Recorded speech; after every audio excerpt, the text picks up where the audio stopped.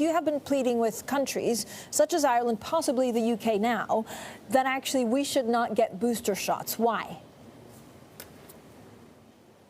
Hello, Francine, and hello, Sam. I look at this pandemic from the perspective of the world, not from the perspective of a specific country, not from the perspective of specific communities. This world is struggling with a dangerous virus that is constantly evolving, and new variants are emerging, and there will be more.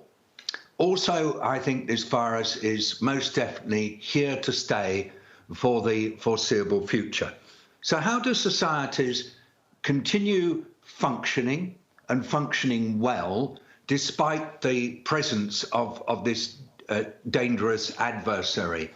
Answer: we use every single response that we have in our toolbox. Vaccines are vital, particularly for preventing death of people infected.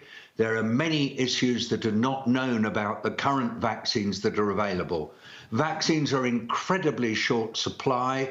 And so thirdly and lastly, that means you've got to deal with this as a global phenomenon, and if possible, try not to let national priorities somehow be prioritized over the global need. And that means don't do boosters now.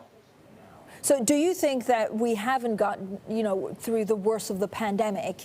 And is there a danger that if not enough emerging markets are vaccinated and we get third, booster shots in the Western world, that because of these two things coming together, we could create new, more dangerous variants? I do believe that is likely. Let me explain. If the rich countries take booster shots and indeed start to introduce regular booster shots that are adapted to the currently circulating viruses, they will use up all the manufacturing capacity, and there will be no vaccines available, or minimal vaccines, for the rest of the world.